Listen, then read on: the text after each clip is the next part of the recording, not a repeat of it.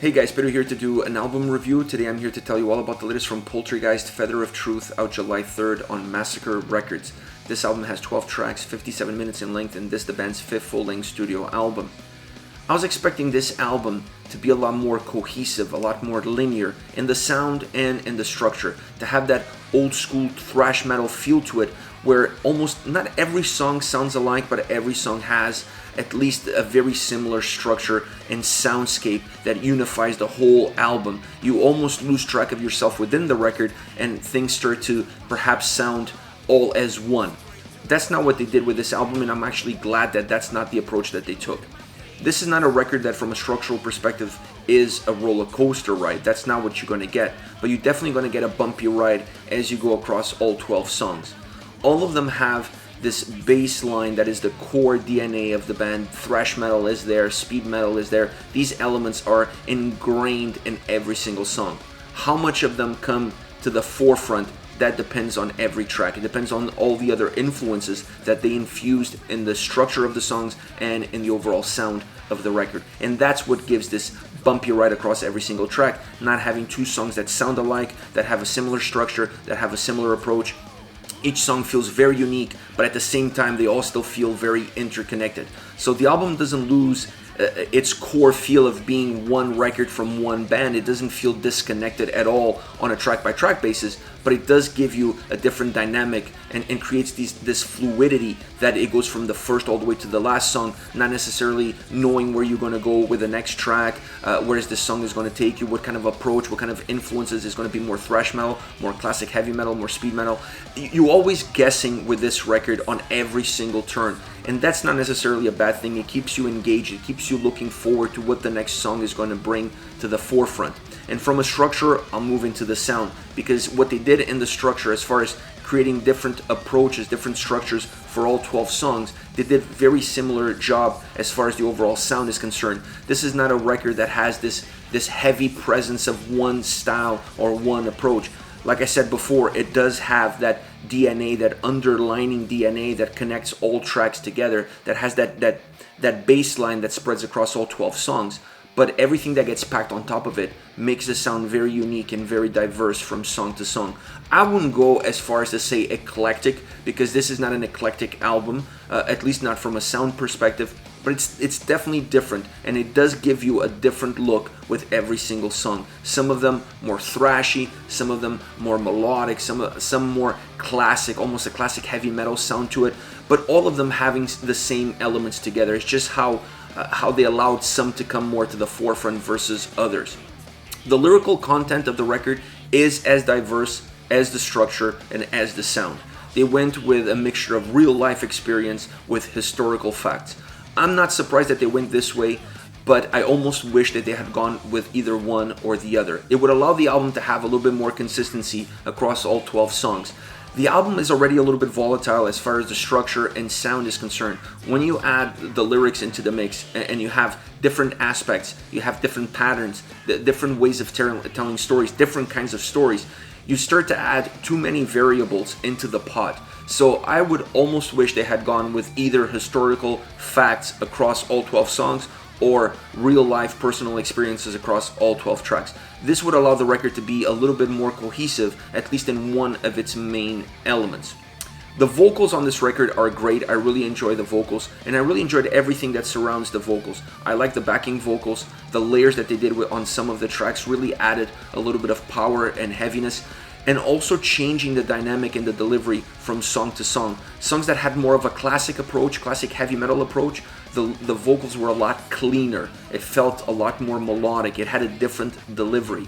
The songs that had that pure thrash sound to it were a little bit rougher, had a little bit more of an edge. So I like this feeling, and I like the feeling that it gives to the songs themselves. It really gives soul to the tracks, gives a heartbeat to the songs, and it connects well with the way the tracks are put together and then how they're delivered to the audience.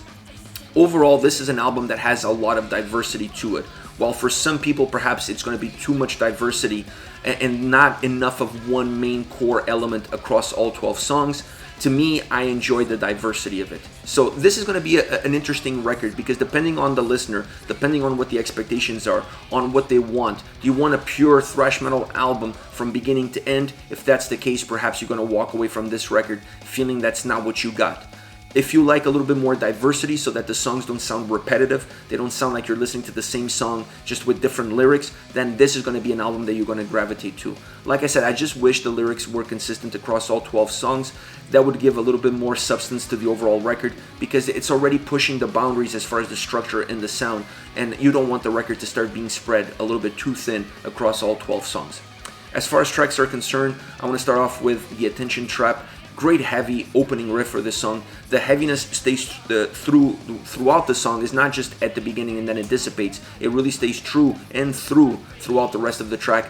It feels like a train coming at you. That's the best description of the sound of the guitars and drums together. Really heavy, really powerful, and pounding, coming in almost like I said, like a train, just coming at you at full speed. That's how this song feels from the beginning all the way to the end. The verses are very driven, both musically and vocally. The chorus brings a little bit of melody into the mix, but it does not change the tempo. It does not change the dynamic of the track. That train is still coming at you, regardless if it's the verses or the chorus. And the chorus perhaps is coming at you with a better melody or with a more melodic approach, but it's still coming full speed at you. Very old school thrash sound on this song that I really like. Creates that heaviness, that roughness around the edges, both from a musical perspective and also from a vocal perspective. You really feel that not only in the sound, but even in the structure of the track. This is a very old school thrash style structure, style song, and you get that present on all the dynamics, on the vocals, the lyrics, the music, the structure. Everything has this old school thrash metal feel to it, but it works perfectly well for this song. Next, The Godz of the Seven Rays.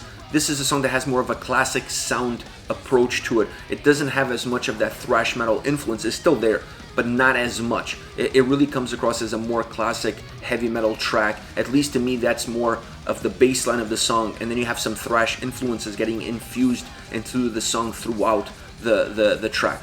The vocals, in my opinion, move from the basement if you're comparing to the Attention Trap, where the vocals were more in the basement in that thrash sound and feel and approach. In this song, they moved from the basement to the first floor. They become a lot more melodic, they become a lot more cleaner, almost matching the driving force behind the guitars. The vocals feel the same way. They feel more powerful, more melodic, and there's definitely a change in tone, and change in delivery, and a change in approach. But I really like the melody side of this song. The chorus is definitely very melodic. It really changes the dynamic of the song. While in Attention Trap, the chorus, while being a little bit more melodic, does not change the tempo, does not change the song at all. And this one, that melody, that melody that gets infused into the chorus really changes the song. It changes where the song is going. It changes the direction of the track. But I really love this track. I love the different side of it. I love the more melodic approach. I love the more classic approach that the overall track has. Last but not least, the Culling. Opening bass line is absolutely killer. I love that start. You hear the bass. It's so groovy, it's so heavy, it's so dark. I love that sound as the song starts off. Very different from the previous two tracks that I mentioned. Then the song moves into a more darker sound. It has this dark underbelly in the way it comes across. It's heavy, but it's also dark at the same time. And you really feel like that permeates throughout the whole track. This really somber mood. It's just there, hiding in some of the riffs and some of the melodies and some of the vocal approaches throughout the song. The verses are heavy and powerful. The backing vocals and the chorus, or in the pre-chorus and chorus, really adds something. It doesn't change the overall sound, but it makes it bigger. It doesn't make it heavier, it just expands it. It gives it more volume. It just makes the vocal sound like, definitely there's more vocals in there, so it makes it sound like almost like a bigger force, a larger amount of people. Just makes it feel a lot larger than what it is in reality. So I like that approach. It also makes the chorus a little bit more hooky, a little bit more catchy, and that's proof that you can create a heavy song, because this is a very heavy song, a very dark, somber song. Has a little bit of a Slayer infused, old school Slayer infused melodies as far as the riffs are concerned. But it proves that you can create a heavy track but still make it hooky and catchy in the chorus just by changing the delivery, but just by adding a few melodies. It really changes the dynamic of the song without taking anything away from how heavy and how brutal this track is at times. But great track, really well constructed. I really love that bass as it opens. It really sets the tempo as far as the atmosphere, the mood of the song is concerned, and it really lays the way for how heavy this track is going to be throughout, even though, like I said, the chorus is very catchy and very hooky because of the melodies that it holds together. This is it. This is Poltergeist with Feather of Truth. Once again, out July 3rd on Massacre Records. Let me know your thoughts on the band, on the singles. Use the comment section below. I'll be reading those and getting back to you. Take care, guys.